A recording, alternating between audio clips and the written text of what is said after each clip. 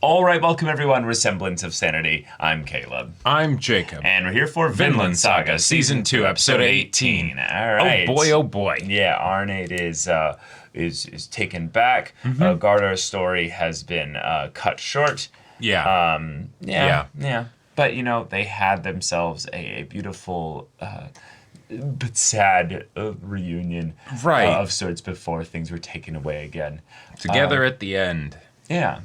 So this is a beautiful picture of what Thorfinn is fighting against. Or not even fighting against. No, but wanting to build something away from. You can fight without violence, but yeah. It's an oxymoron. It's an oxymoron, but you know, it's certainly in this. It's something period, that we saw him figure out a form of a way to do against Snake, and yet the problem is now you've got you and are like roped up and trussed up, and then it's a boat coming over, being followed by more boats. That too. Yeah. Y'all, without further ado, let's get into this. Hey, right. What do you know? Been a while since we've seen these folks. You mean Canute? Oh. You would have trashed the farm, though.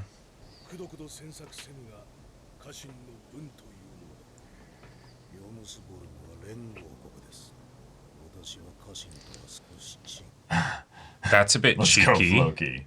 I actually kind of respect that, reminding him the difference between the two. Oh, right. The rumors.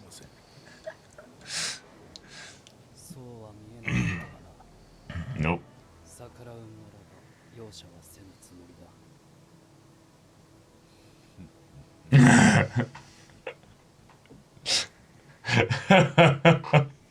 Oh. The first method. Okay. We start with negotiations and diplomacy. Yeah.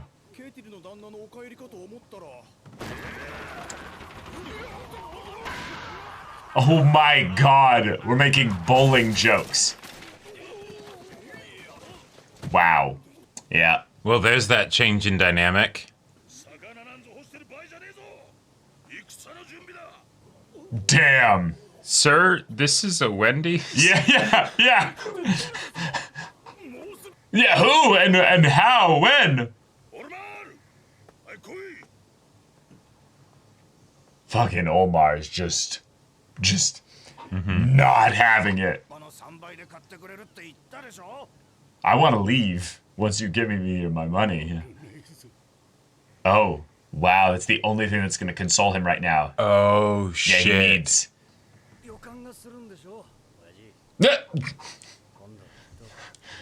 Yeah, that's going to go I hope great. he doesn't get caught as like the, sir, we found this dude called Thorfinn. Bring him to me. And then it's this guy. It's impossible to defend. What? Oh, well, I mean, sure. They're going to destroy everything else if you just hide in there. Oh my god. Fixed, more like build. Yeah.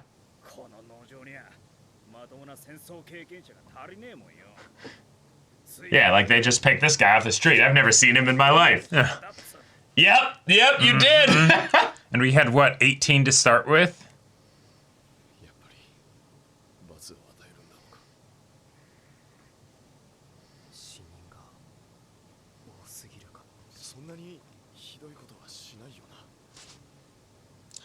I think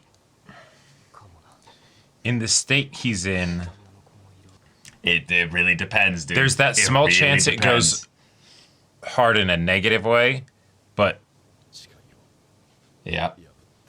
Let's talk about it. I love when characters get restricted to specific locations that they have to talk with each other. Yeah. And there's usually something in the story that brings it up. So this feels really right. Oh. I mean, there probably was, but that doesn't mean you could have known that. Yeah, because there's what you do, Thorfinn, and then what you allow. Like, you can't just be the one in control and be the only one that allows things. Other people are going to make their own choices. Exactly. Ah, nice. Nice. There's the episode. There we go. Damn. I think it'll be hard pressed to find anybody in the world that believes that. Yeah. Like, truly. Mm-hmm. Mm-hmm.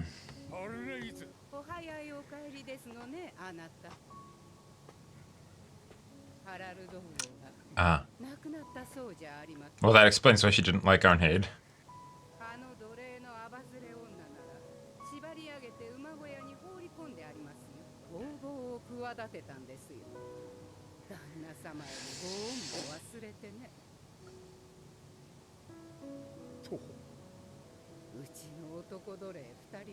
Oh, yeah, that's the part I was waiting for. Yep, you will. Yep. Mm-hmm. And you have about 2 days. Yep. With the wind also being favorable, it might be faster. Mm-hmm. Yeah, he didn't hear anything past that. Nope. Fuck. Yeah. Shit. Yeah, I think we're in that bad 5%. Yep. This is, yep. Mm-hmm. Oh, shit. They're probably like, no, we have to wait for Ketil to make a decision about, yeah. Potter. He's a good guy. Yep. Okay.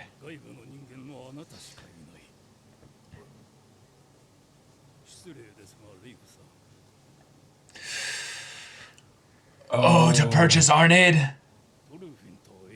Yeah. Uh-huh.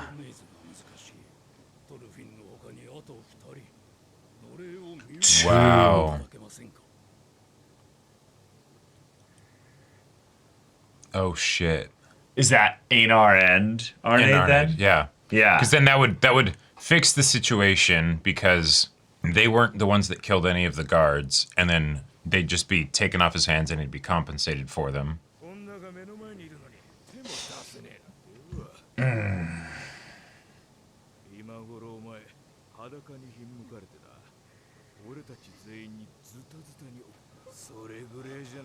Oh my god.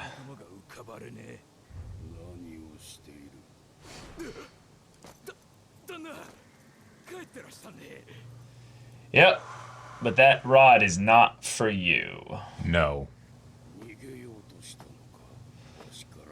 Yeah. Here we go. Is she even gonna say anything? Yeah. Fuck. Wow. My pride. Mm-hmm. Yeah. Oh, fuck. Yeah.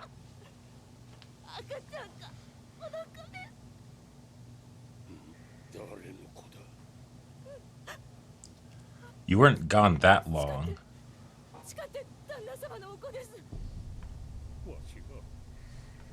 Holy shit. Oh. God, this art and the animation, fuck.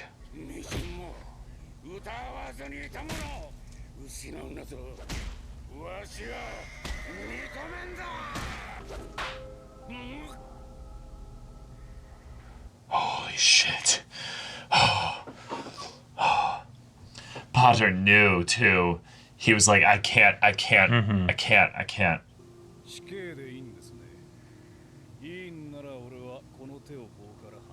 Nice. Confirming him, making him say it. You want to kill her, right? That's why you're doing this, right? Yeah. You're not just beating off on the power dynamic that you have here. Because somebody else took away your feeling of power because of what Knut's going to do, and so, oh, now I have to feel strong.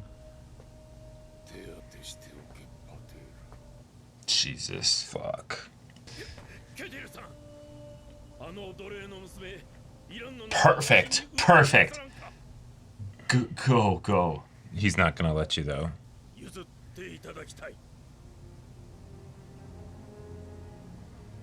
In a lot of ways, this might have been the worst time to say it. Yeah, okay. Damn it. Fuck.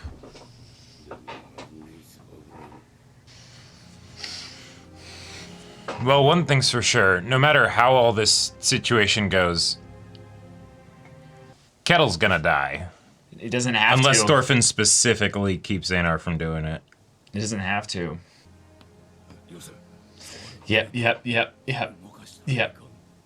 We don't know what's broken and what's... Oh, this gentle giant just... It. Okay, Gollum. Meaning all this. Yeah. Just my pride. Oh damn, he's gonna slap his father in the face again.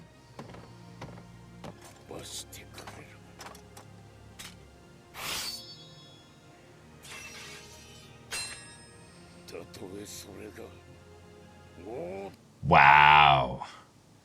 I love the way they use the line art on the faces of people like Canut's father and stuff Don't like have that. God damn it!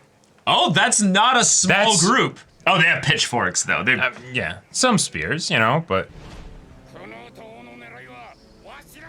Well, hey, he can at least play the part now. Yep. And he's not really acting. He is.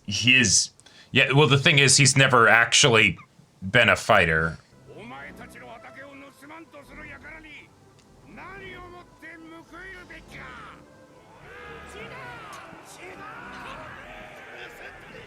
And never underestimate a farmer. They work hard. They're built farmers. Different. Problem is, they're fighting Vikings. And, right.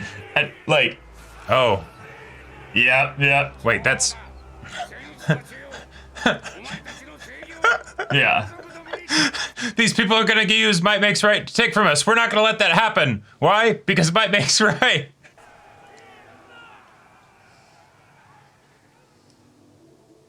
Okay.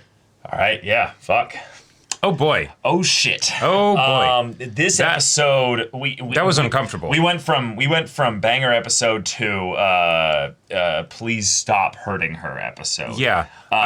I gotta say, Arne cannot catch a break. No, she can't. And this feels very, very weird to say, but I feel so vindicated having called that this aspect of Ketil was there all along. So it's just so fucked up that he.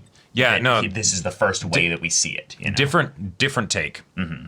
So I think it was a brilliant idea to have Ketil end up this way. Sure. And I think the thing that makes it so powerful is that there wasn't really much foreshadowing for it. Here's why I think that's so good. Okay. I'm going to make a comparison to The Hunchback of Notre Dame. Okay. There's the Disney film adaptation, which a lot of people thought didn't go dark enough compared to the play. Sure. Frollo in the play starts out as an upstanding dude that is just has a lot of conviction and has not perfect, but man on a mission, whatever, right? Like he has a lot of closely held beliefs. And then over the course of the play, you see him descend into madness and darkness and and all that stuff to the point where he becomes this absolute monster by the end of it. And it's the fact that he seemed so relatively functioning and stuff at the beginning that makes that descent so impactful, right? Because it's anybody could end up like this, right? It's something where a lot of people like to simplify the monsters of the world by basically saying, well, they were always a monster. And exactly. No, anybody can be a monster. All it takes is one bad day. But I think the reason for that is actually based around the identity of the person. There was something in Ketil that Sverkel saw, because Sverkel had seen what had happened when he had everything, at least his hope and his future, kind of ripped from him in the past and stuff. But because Ketil is a coward, and that is probably one of the biggest negative things that we had clearly shown from him in the previous episodes. Mm-hmm. We had very clearly seen that when you put him up against Thorgil, gotcha. That's what a typical classic Viking is. Ketil is not that. And it is not because he is not strong or he's not capable of doing this, but there is something about him that abhors the idea of violence. And we find out more that what it is that he just doesn't want to have that situation in the past happen again. So we understand that aspect there. Yep. But we also see this dissonance in that he's a slave owner. He is someone who is very clearly taking advantage of Arnheid. It is not consensual. I don't care what you say about that. No, it absolutely isn't. Obviously, I'm not saying you're saying that, but I'm saying that this is something that is important to understand. And yet, when it comes down to what Sverkel warned Ketil about, I believe he was basically saying, you've amassed too much. You've taken upon yourself to basically try and acquire so many things that you're no longer actually you're basically inviting the greed, the jealousy of others on you. Right. And when that point would come about, we would see what kind of person he you are. was. Yeah. Because I think that in general, the best way you can test to see whether a person is you put them underneath some kind of stress. You put them underneath some kind of situation where everything's going badly. But because all these things were held in tandem with that he's actually having things go really well, we had to kind of wait with bated breath for when that moment would come where things would go badly. Right. And I think the clue that we had for that was specifically Arnheid. Yes. Because she was the one he actually treated like a slave. Exactly. The rest of them he actively didn't. Owning slaves in this world, I wouldn't pull it against a particular character because that's just a prevalent thing in this time period. It's about how you treat these people. Right. Thorfinn is a very strange person to be absolutely put into this kind of situation. Even have Thor's this ideology at all. Thor's was fundamentally just like, wait, what? Exactly. Yeah. So that's why they started the show. That's why they started the show with him. And so to see all these ways in which, oh no, he seems like a decent guy. It's the, hey, I'm buying you, and I'm essentially, you're gonna be buying your freedom eventually, but like, and then you'll have a job and all that stuff. It's like that's a pretty sweet deal in this world of Vikings and all that shit, right? But no, there's that only is what he does because it's convenient, right? And and the fear, right? Like the cowardice was something that I was excited to see when it originally was shown, because it's showing how no, he's not Thorgal, right? He's like that is something that he doesn't like. Cool. Cool. That makes me feel a lot better about the people that he owns, right?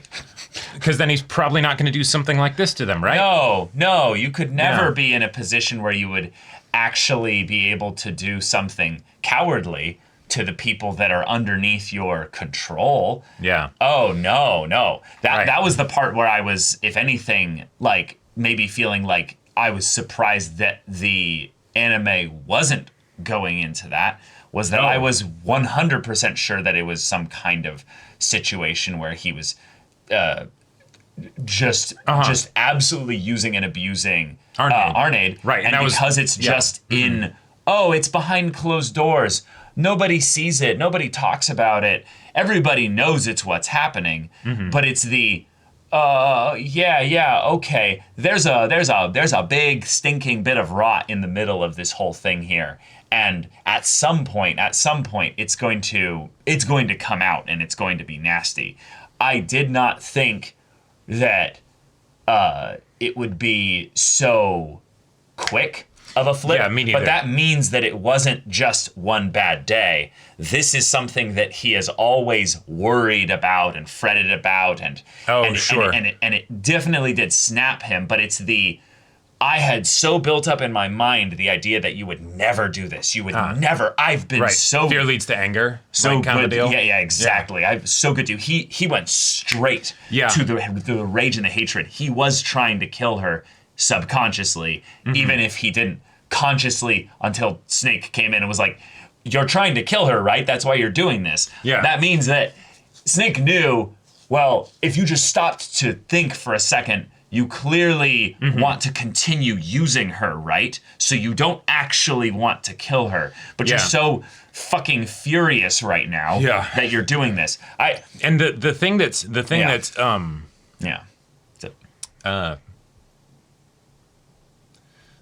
that in a lot of ways feels the most repulsive to me.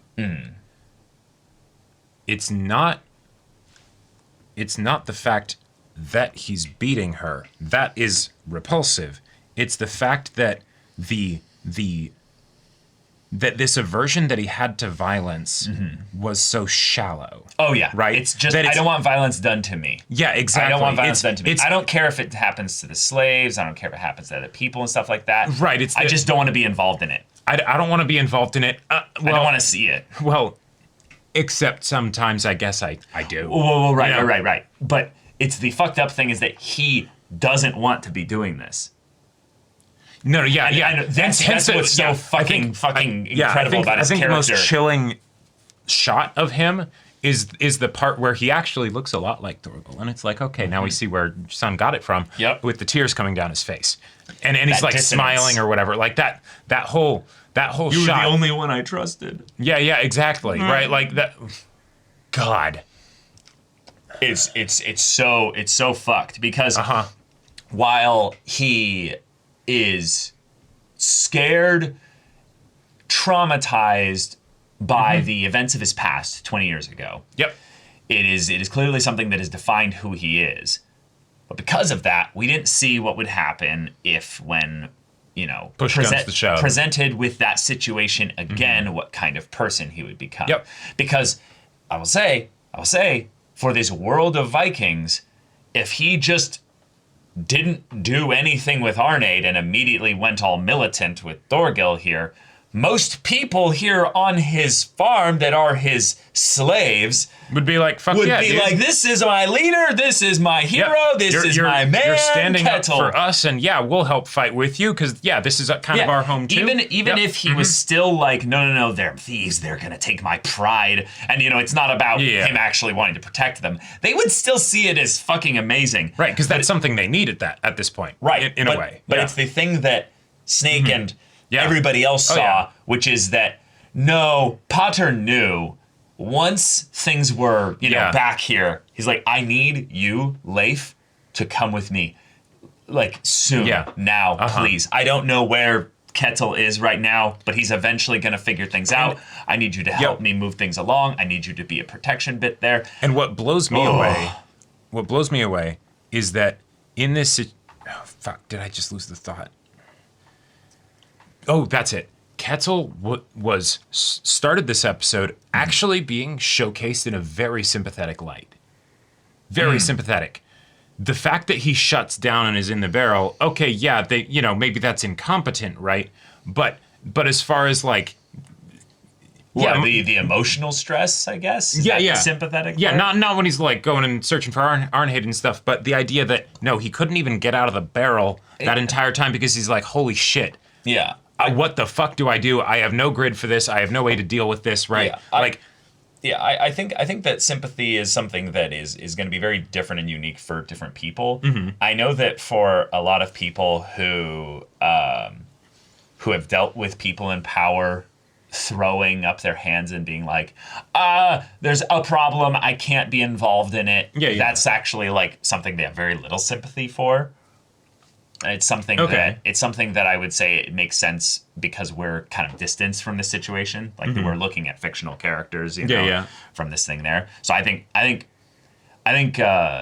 you and I have probably a lot more sympathy than like anybody actually involved in this situation would have for Ketil, of course there would absolutely be the Thorgil or the whoever who's like, okay, we need somebody to lead us here and you're not doing it, so I'll do it, fine, right. Don't get in the way, right? Absolutely, 100%, because this is a very serious situation. But if someone is in a leadership position and then all of a sudden, no, I'm not actually cut out for this, I can't fault them for that, right? Like, especially if they don't try and like pretend to still like be all that, you know? Sure. Like there's an honesty to the I'm just gonna sit in this barrel, right? Like this situation is all kinds of fucked, right? And if he had just stayed in that barrel, I think this potentially would have gone a lot better. Now, maybe not the actual fight against Canute, because I actually think because he's now snapped out of it, he found his courage. Well, no, in a lot of ways, I think that this is actually going to make big changes for the battle as far as for the farm, because like the way this is being set up, like Canute's not coming with like 1,000 men, like he's coming with 4 ships, you know. Yeah, the farm 70 has a chance of winning. 30 other dudes. It is very small, but they have the possibility of winning. The way this is set up with the way Floki and Canute and the guy who is with him there, Wolf, they very much were having the like, you know, like we could just go and do this. We don't have to have it be a diplomacy first kind of thing. No. We just have the Jomsvikings go and punish them. Yeah. And probably that's the kind of thing that's going to give the farm actually more of a chance than not. Right, you because know? the whole point of something like this, both from Canute's side and from Ketil's side, is not to actually win the battle. It's to demonstrate a show of force such that it breaks the will and the spirit of the enemy, so that way it gives you the leg up in negotiations. Right. So that way Canute can be like, yes, all your base belong to us. Let's keep going and go to the next farm. Right. For Ketil, it's not that we have to defeat all of them. We have to make them bleed enough that Canute's like, you know what? Okay, it's not. You guys are the exception. Yeah, you're the exception. It's not actually worth it to go through this whole process for the one farm. I need your farm soon in order to do the stuff that I want to do. All right, cool. We'll keep it under wraps that you actually managed to broker a deal, and then we'll move on to the next farm, right? Because each day that I'm not getting the other farms, that's, you know, if I eventually am getting like 8 super farms under my control, each day is a day where I don't have 8 super farms contributing to me. That's a problem, that's true, right? Yeah. So it's fun just seeing the way in which there's little things that, you know, influence this inevitable conflict because of the tiny little actions and the flaws of the previous. The characters shown in the previous few episodes. Right. The guards that were idiots that led to their deaths. So that Gardar has now weakened their force. And also so that Snake then is like, oh, I need to kill this dude rather than just returning him to where he came from. Right. Because all this stuff happened. Yeah, exactly. The idea that now Ketil, who was out of sorts earlier, is now like completely like locked on in, the warpath, ready to go. Yep. That's something that is fundamentally going to make things stronger from the farm side of things, because he was in a barrel at the beginning of the episode. Even if Thorgil was like, all right, fine, I'll lead them, people would be asking, wait, where's the Iron Fist Ketil, right? Right. Why is our person that we've served not being usurped by their son? Yeah. Who, sure, Thorgil, you look the part, but he's the one that we've spent years and years alongside, you know.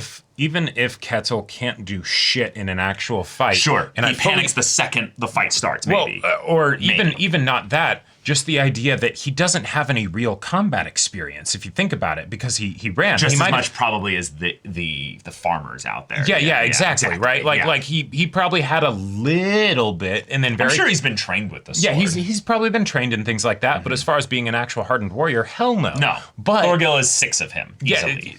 Minimum, right? Yeah. But right now, he can put on a good show. And if he ends up getting killed like a chump during the fighting, that's not really going to matter too much to them. No. Right? If anything, it might galvanize them to be like, yeah. You and then fucking killed our... And then he's out of the way and Thorgil can actually be a leader, right? Or Snake. I unironically think Snake is actually going to be a bigger leader than Thorgil. Sure. Because Snake trained Thorgil, and it's the idea that Snake, that's true. Snake just needs basically to have that moment where he's like, okay. Yeah. I need you to let me kind of be in charge here, Ketil. Now, if anything, you can handle the negotiations a bit, because I think you might actually have enough of a head on your shoulders to be decent at that. Yep. But let me be intimidating. Let me be, myself here.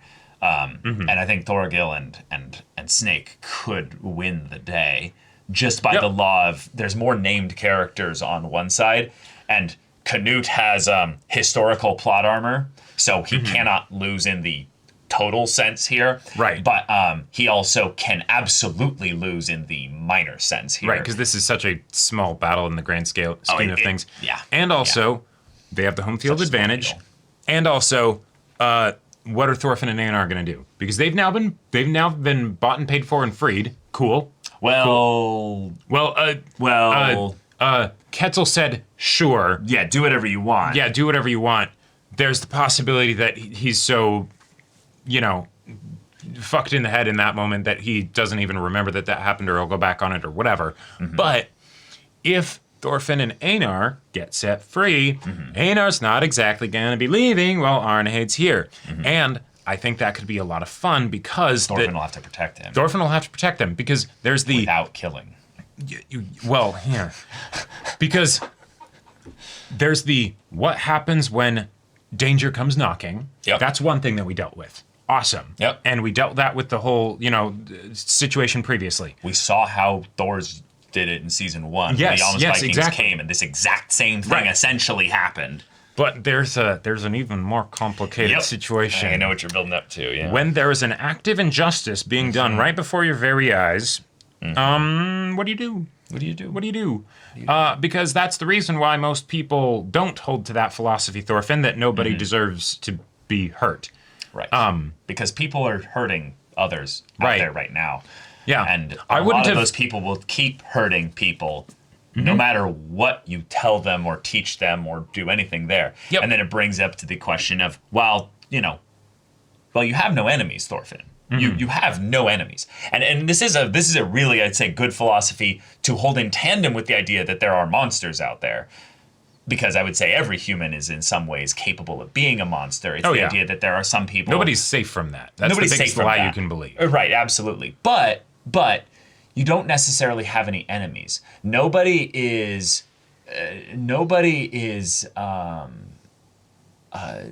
someone that you need to punish or to kill or to hurt. There's something very possessive based in the idea that when you believe you have an enemy, that means that they have some kind of list of judgments, basically, that you have to enact and you have to be the judge for. Just a quick knife slipped in Ketil's back.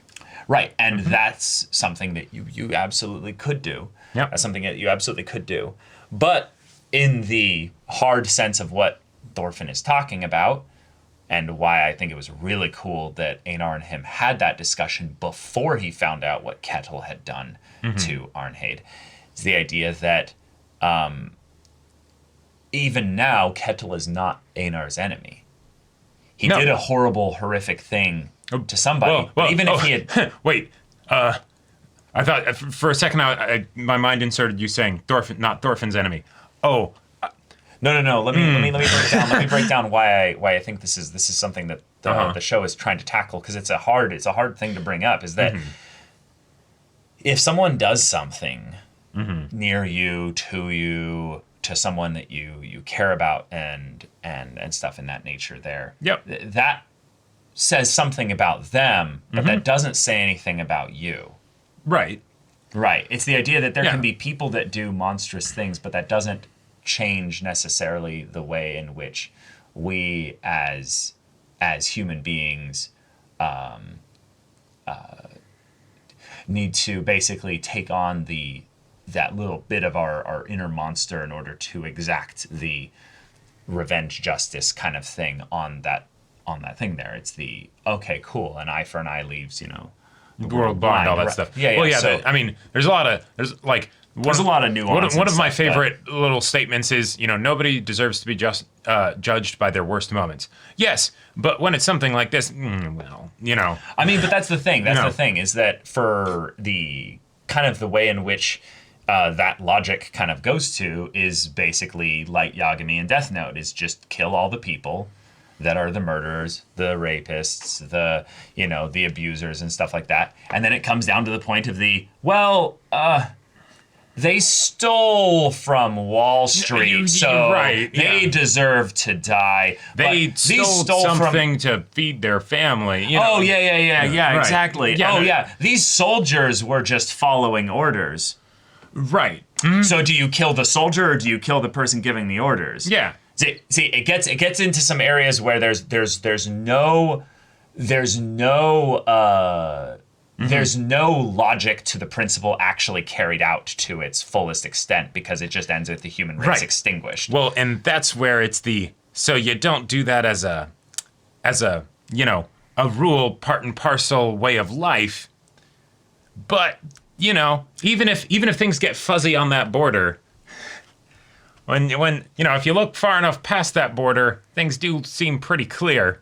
No, but that's the point, is that for the most part, you don't have to worry about human nature in that regard.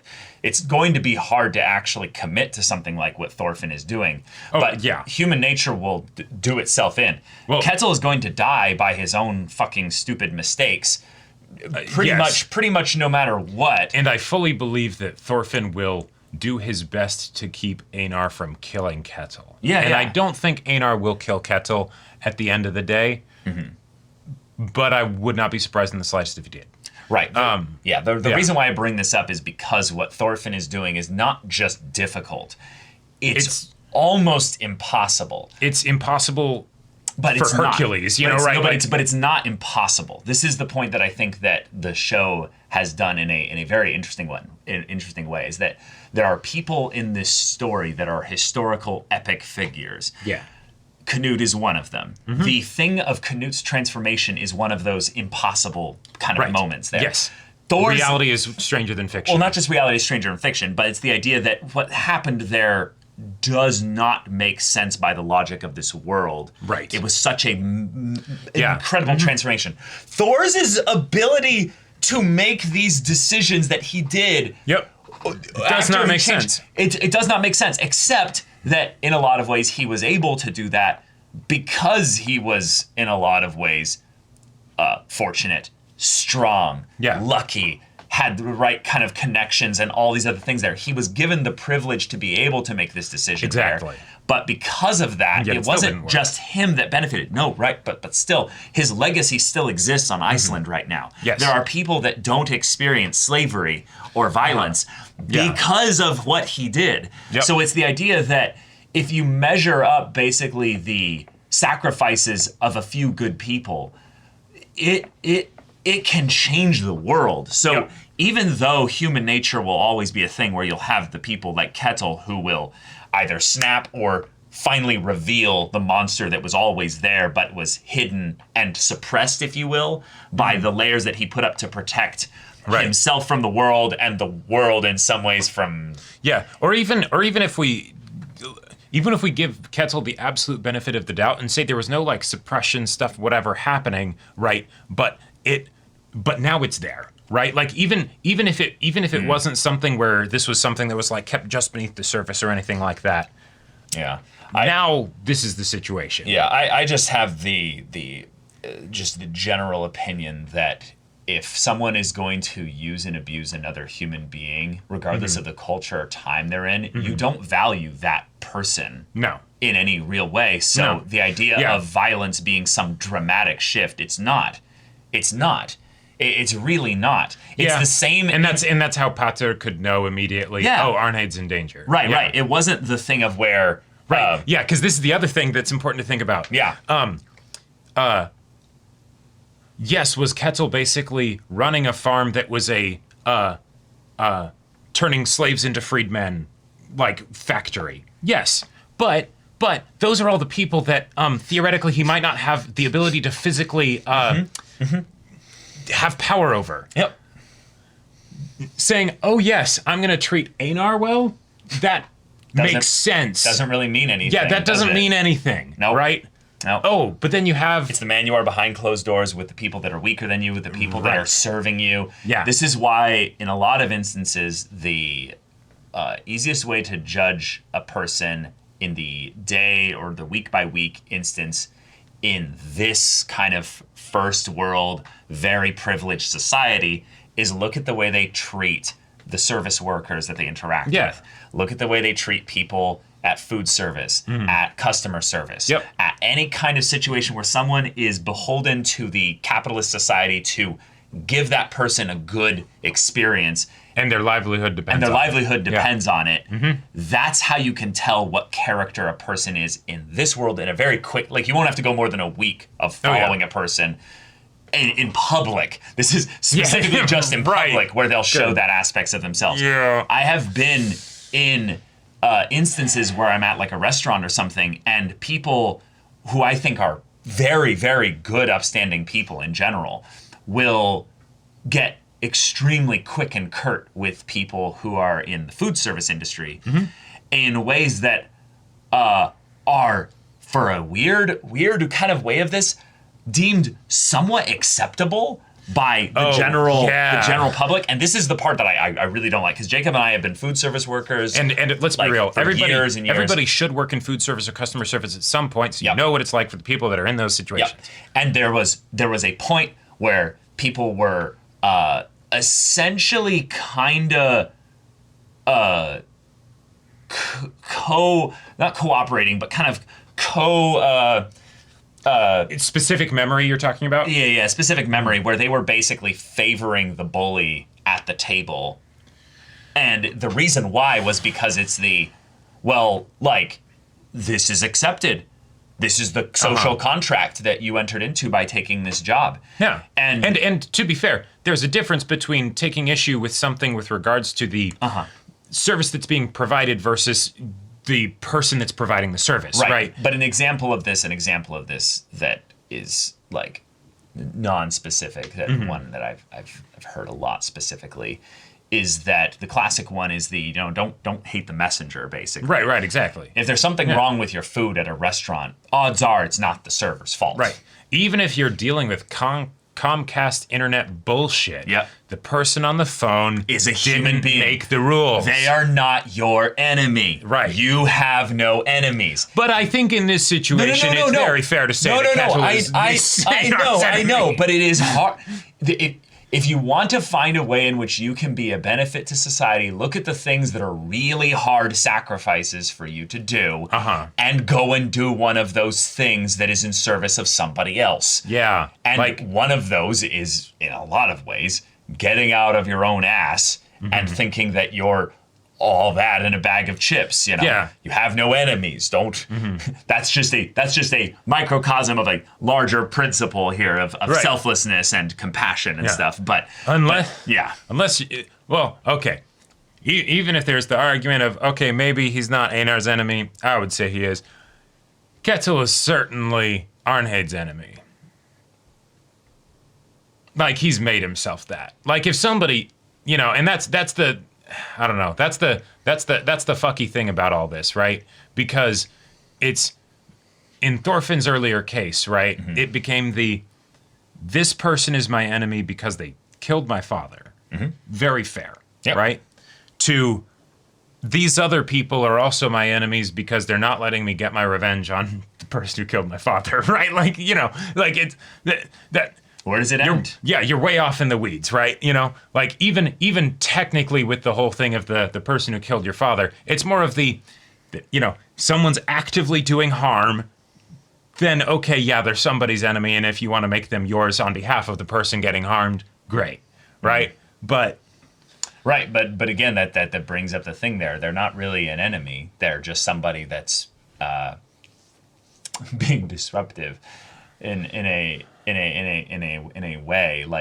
Like here's an example of this that I saw more recently. Was it was something where I wanted to kind of step in and do the thing there.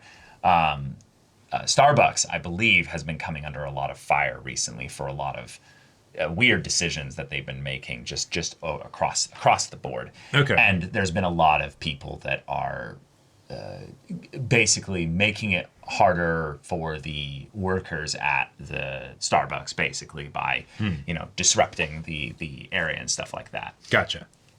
And regardless of whatever their reasons are, I don't believe the service workers at a Starbucks are blame for anything like that. But it's always the idea that like at some point someone basically takes a decision that was made by someone that it wasn't even them really, and then says, you're my enemy. You represent the enemy. Yeah, and that is such a fucked up way of thinking. Yeah, and maybe the kind of definition for enemy that this show is getting at is not the somebody who is, in the immediate sense, committing an aggressor, an enemy, committing an injustice, whatever. No, somebody who needs to be stood who up to. We need to kill them. But from the standpoint of enemy, where it's even if the immediate thing stops, they're your enemy and you need to destroy them. You need to go over there and right, kill them, exactly. take all their You need to retaliate. That. Yeah, with that, I would say it's very easy to say, it's a lot easier for me to agree with the idea that you don't have any enemies, even though there's still that part of me that wants to look for exceptions. And a great example of this is how Thor's handled Floki coming over, is that Floki threatened to become his enemy. Yep. The thing is that Floki didn't want to be Thor's enemy. Nope. Thor stood up, and there's a very wonderful moment I remember where it's Thor's kind of giving him the look of like, don't do this. Floki then is like, all right, we're leaving. Basically, we've come to an agreement. Yeah. Thor's rather would have died in battle than let them make the others and or him into his enemy. Oh. So it's the idea of self-sacrifice and that kind of that. Was it he would have let himself die so that Floki and the young Vikings wouldn't be his enemy, or so that they wouldn't kill the villagers? Well, that's the same thing. It's the idea that he's like, I will go to war for you rather than you doing anything here. Yeah. Because they would have been his enemy if they started to kill the villagers here. So those are the same thing. Same outcome, I would say different things. But okay. But yeah, fantastic episode. I love how they took the status quo, turned it on a dime, while at the same time having there be those ways where you can see, exactly why all of this stuff happened. And now we're set up for the thing that we've been building up to since they saw Canute. And it's going to be madness.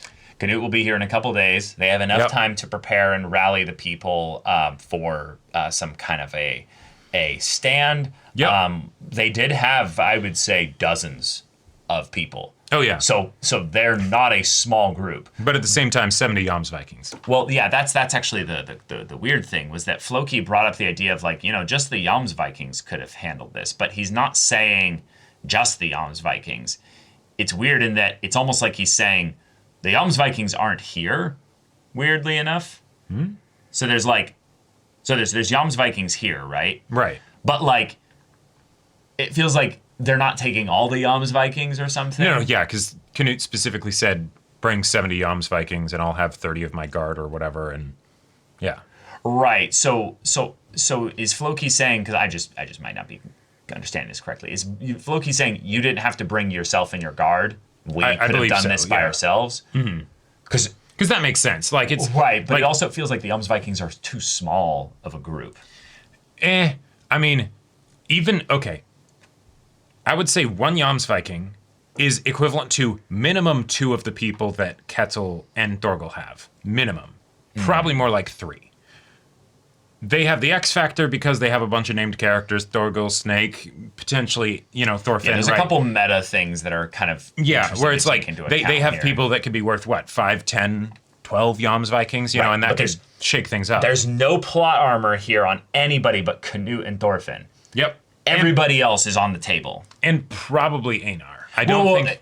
Einar, yeah, he doesn't have absolute plot armor. He doesn't have absolute... That's what I'm talking about. Yeah. Canute is... This is a historical fiction story. Yeah. Canute literally cannot die here. And Thorfinn's the main character. The story's not over here, unless they do some kind of main character change, which...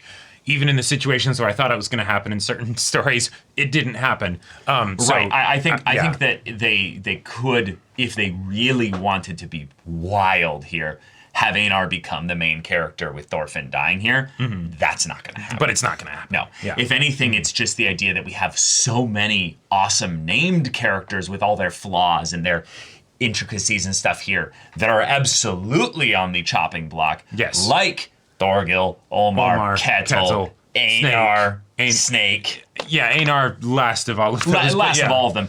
Arnaid. Mm-hmm. Oh, yeah, no, yeah, because now you have an even... Floki. Sure. Floki. Leif. Leif, I would say no. Leif, he can always play the I get away on my ship card, but if Thorfinn's here, unless he talks to Thorfinn and Thorfinn's like, I'll be fine. Right, I just don't think Leif will be even involved in the fight. I don't think he'll anywhere near this, Oh, okay. I just don't consider him to be a combatant to where he would even show up here. The reason why I think he could still be around and then potentially be in danger is we can get you out of here. Mm-hmm. Right? Yeah, possibly. If they try and leave on that's foot, not the farm. That's not happening. But no, definitely not. But the people that are here, because the other thing that's funny in a similar way to what we had with husband Gardar. Arnaid can't really move right now. So if you do try and do any kind of evacuation, you have a similar situation where here's a person that can't move on their own, right?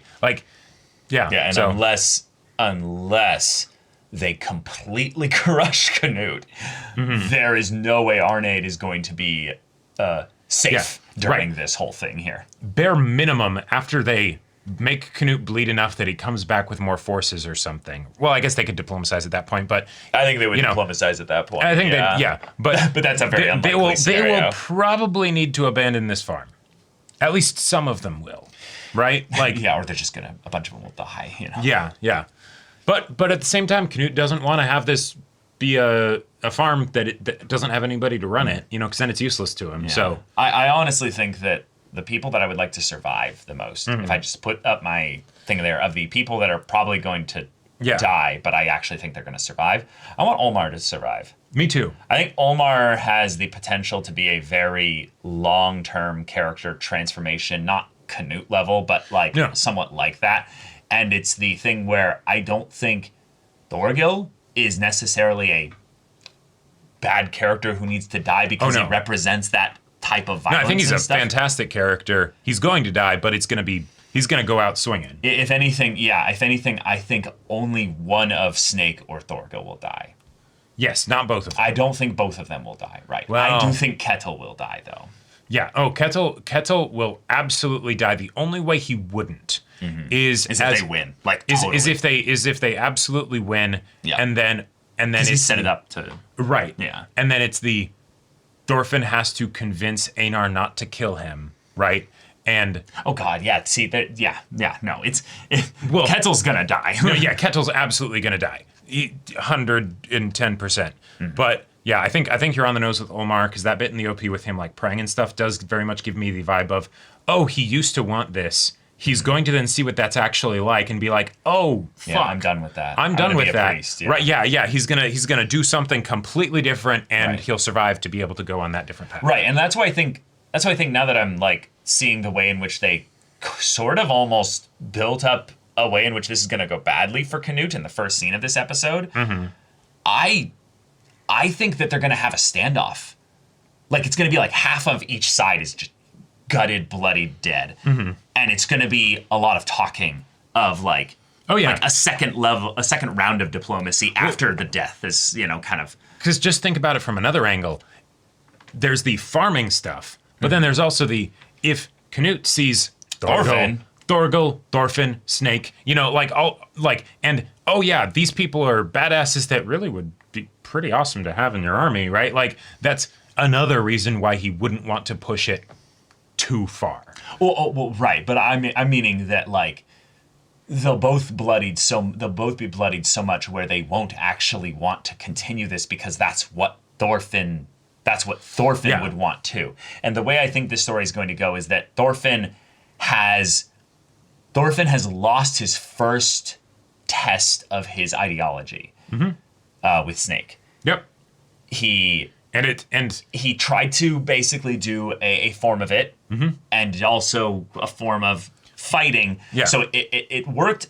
It's a refinement of his ideology, because his ideology was too binary. Right. So Canute is the perfect person to really test it on in dialogue. But Thorfinn will not be a part of the initial dialogue for sure. But I absolutely do believe he'll be a part of the final round of dialogue. At some point, him and Canute are going to meet here for sure. Right, and that's going to be the point where Canute is, at the very least, able to see like Thorfinn's, actualization. The place that Thorfinn has come to from the mire of slavery, from in the midst of that. Because the king and the slave having the because the biggest chance that Thorfinn has for his ideology and his goal actually coming to fruition is by swaying the heart of Canute. Right, which is in some ways the thing that might literally save him from the ghost of his father. Sure. I'm really excited for, obviously, anything. No, yeah. Right. They're the two main characters at this point, other than Einar. Yeah. Right, but it's the idea that, given the way that this is going, I'm getting way more of a vibe now that this is not going to end with one side winning. It's going to end with a conversation, and both sides will lose, but Thorfinn will win. Yeah, I could see that. Yeah, absolutely. Because we need the saga to go beyond this. Right. But we also need a meaningful conclusion on the philosophical angle to where Thorfinn has come. And because Ketil was shown to be a faulty king in this dominion that he tried to craft, that was an off-the-mark version. It worked for a while. Well, right. It was an off-the-mark version of something that he might have even sensed and tapped into that Thorfinn did only see because of his father.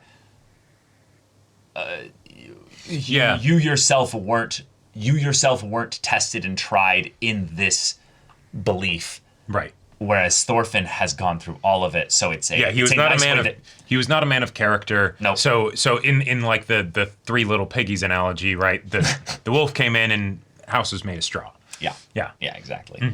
But wow, great episode, y'all. It's crazy that in a lot of ways, because this episode followed up the previous one, I feel like I was like, I need to come in like ready to discuss and ready to go, because that last episode broke me. Yep. So I feel bad like that. And yet this one, it's continuing the trend for this season. 10 out of 10. It keeps, but it also keeps cucking us, because then it's like we get into the amazing shit, and then it's like, no, stop now. It's like, why? Why would you do this to me? Why would you do that? But y'all, thank you so much for watching this episode's reaction and discussion. If you want to see the next episode's reaction and discussion right now, though, go check out the link in the description below for our Patreon. You can get an early access there. You can watch full-length timer reactions there, and all this comes with Discord access, so you can chat with us in the community there about this show, about anime in general. And also be sure to check out my Persona 5 Royal Let's Play on Twitch, and if any of that interests you, we'll see you there. But until then, we're Semblance of Sanity. I'm Caleb. I'm Jacob. And we'll see you all next time.